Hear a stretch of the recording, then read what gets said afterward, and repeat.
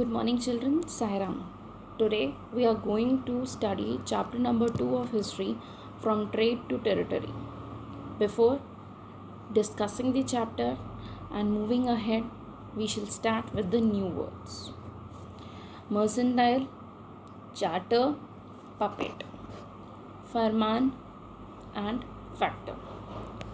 Children, I will like to ask a small question from you first before introducing this chapter to you.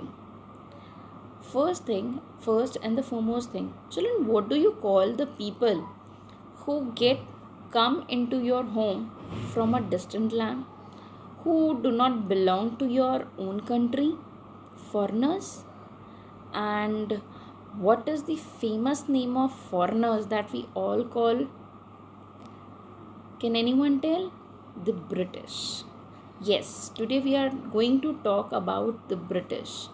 How the British took entry in our country, and why did they want to come in our country? Why did they want to settle up themselves in our country? Before starting with it, by the way, from this name of the chapter, from trade to territory, what do you understand? Whose territory and what trade purposes? Let's have a look on the PDF. Let's have a look on your NCERT textbook.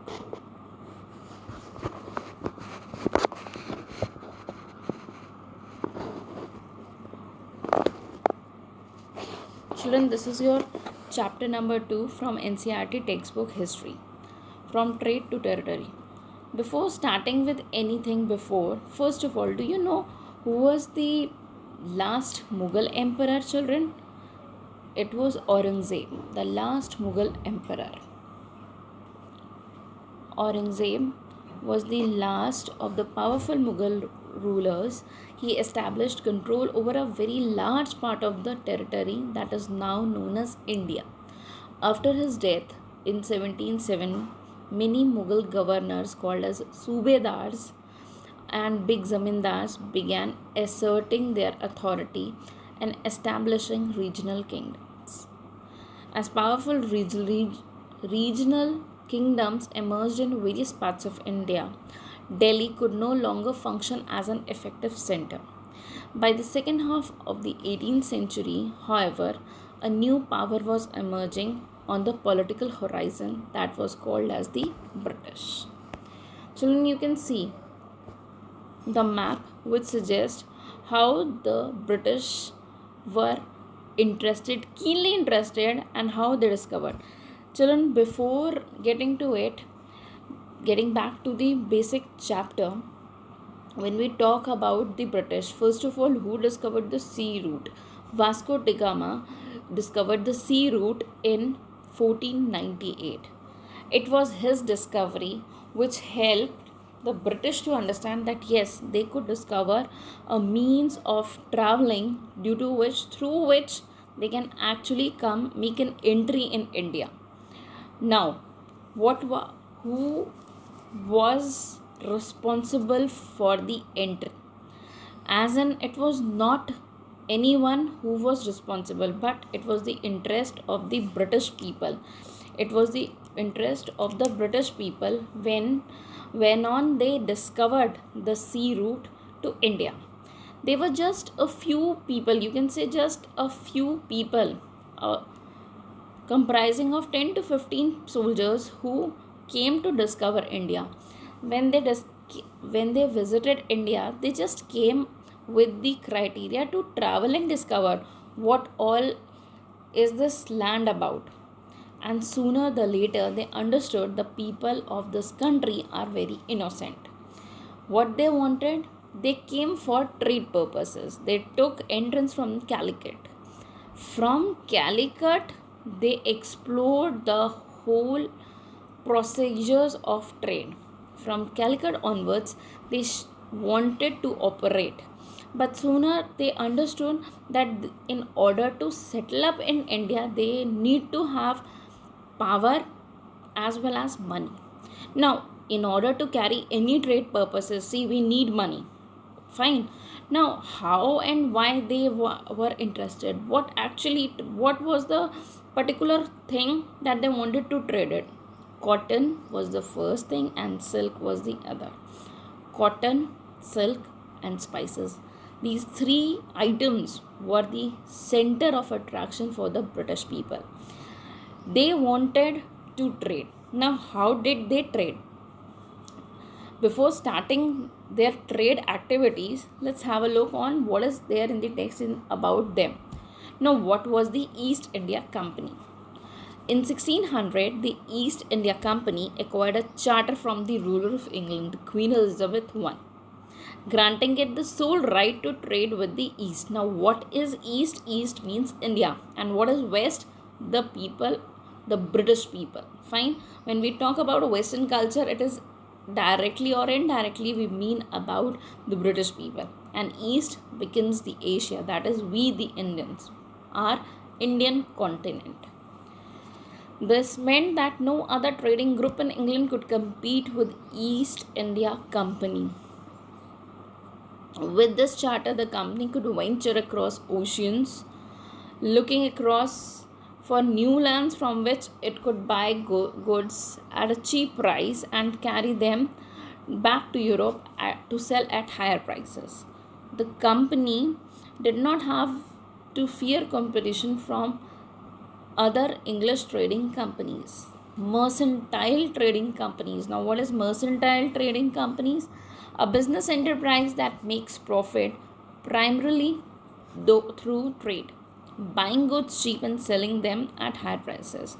Now, what happened when these people visited India? What they used to do? They used to purchase goods from India at cheaper rates and used to sell those particular items, those particular commodities at higher rates.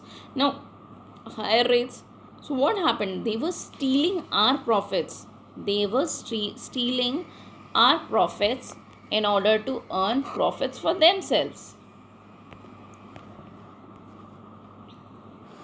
Children, you can see now. See, mercantile. When we talk about mercantile, see, you can have the definition of mercantile over here. Now, getting back to this, that the Royal Charter mercantile trading companies in those days made profit primarily by excluding competition so that they could buy cheap and sell dear. Now, what is dear? DEAR means that they can sell things or commodities on considerably higher rates. They could earn profits for themselves. The Royal Charter, however, could not prevent other European powers from entering the eastern markets. By the time first English ships sailed down the west coast of Africa, round the Cape of Good Hope, and crossed the Indian Ocean, the Portuguese had already established their presence in the western coast of India and their base in Goa. In fact, it was Vasco da Gama. Children, one more important line is there. In fact, it was Vasco da Gama, a Portuguese explorer who discovered sea route to India in 1498. As I told you, by the early 17th century, Dutch were also there. So, in short, we can say the people, the foreigners who visited our country, if we enumerate or enlist the foreigner categories of people who visited our country were the Dutch, the Portuguese, the British, as well as the French. These four categories of people actually visited our country and wanted to have settled trade activities in our country. But unfortunately or fortunately, only the British survive, as well as Portuguese and Dutch also have prominent role in the areas of Goa. Next, now after carrying out these, when these people got the charter from the Queen of England Elizabeth I, what happened next? Now, what was the problem? The problem was that all companies were interested in buying the same thing. Now, what were the same things? Cotton, silk, and spices. As I told you before also, you can see the fine qualities of cotton and silk produced in India, and the spices, especially pepper, cloves, cardamom, cinnamon too. These all companies wanted to purchase the same commodities, and there was such a hush that the concept of competition was too much high. The only way the trading companies could flourish was by eliminating rival competitors. The urge to secure markets therefore led to fierce battles between trading companies. That is, the people who visited, the foreigners who visited from outside India, they started having battles against them, in between them. They start fighting with each other. Now, what they did? Through the 17th and 18th centuries, they regularly sank each other's ship and blockaded routes and prevented rival ships from moving with supplies of goods. Trade was carried on with arms, and trading posts were protected through fortification. I would like to have a question, children. I want you to write a question for this particular thing, this particular content. That what were the problems faced in the 17th and 18th century by the European traders? Okay, now next portion is East Company begins trade in Bengal. Now, when we talk about West Bengal and the entry of East India Company, the massive credit which goes to the person or the activity, you can say, which accredit the establishment of East India Company in Bengal was Sirajuddaulah. Now, what was the whole thing? That every person wanted to trade. The European traders wanted to trade. Now, children, we are going to study, and we are going to know how this Sirajuddaulah was the main person whose irresponsibility, or you can say whose failure in order to win over the British people allowed the East India Company people to establish their rule over Bengal and allowed them to have trade activities, to carry out the trade activities from Bengal itself. When it was about 1651, when English factory, a particular normal setup of English factory was set up on the banks of river Hooghly. At that time, many factors were there which were told that yes, many factors really bothered the East India Company people or the Britishers, which could not help the officers to carry out the trade activity smoothly. In such a condition, the English people wanted to extend their graph of trade activities through the help of the Indian princes, Nawabs, or the kings. Aurangzeb, as I told, was a prevalent ruler, and he gave a farman. You can say farman. What is the meaning of farman? A royal edict or a royal order. Aurangzeb gave a farman or issued a farman that, as he was the Mughal emperor at that time, and he issued a farman that yes, that British people should be allowed to trade without imposing any taxes or heavy duties, and they had the right to trade duty free, that is without paying any taxes or excise duty. Now, this created a massive problem for the people who were living in Bengal. Now, how can somebody allow a foreigner, a stranger, to enter, stay, and carry out trade activities or professional functions? Nobody will allow, isn't it? So similarly, there were a set of Nawabs. Sooner Aurangzeb died. When after the death of Aurangzeb, the company tried continuously. These British people, the set of British people, tried to trade.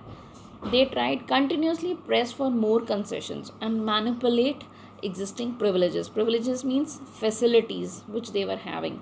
But after a time period, the Nawab of Bengal, that is Murshid Quli Khan, actually protested. Now, what was this protest about? Children, you can see this picture. Over here, you can see a picture, a particular setup, a factory, river, boats, and fishermen. Now, what does this symbolize? Can anyone tell? We'll just get back to the picture after this. Now, how trade led to battles. Through early 18th century, conflict between the company and the Nawabs of Bengal intensified. Now, what happened? Or you can see, you can correlate from your own day to day life. Children, if somebody asks help from you, if somebody asks you to help someone, you'll definitely help anyone. But if every time somebody is helping you and disturbing you with your own work, will you not get irritated and agitated? Definitely.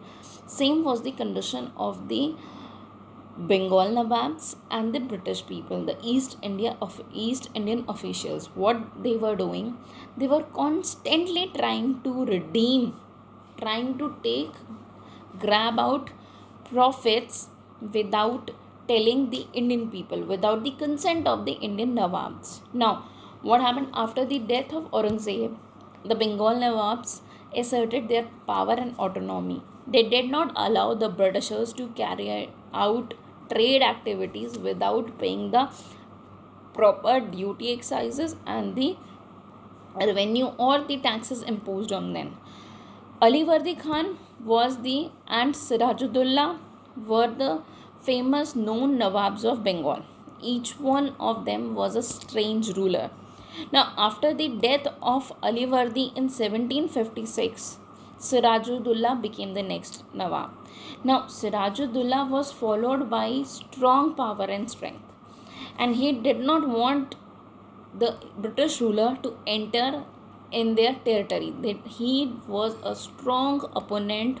He opposed this idea of Britishers to enter the Bengal territory. But due to the deceitful nature of Mir Jafar, who was a very confident, you can say confident, very trustworthy soldier who betrayed Sirajuddaulah, it was the result that Battle of Palasi took place, and as a result, Sirajuddaulah lost the battle to the British people, and hence British got a foundation base for their settlement of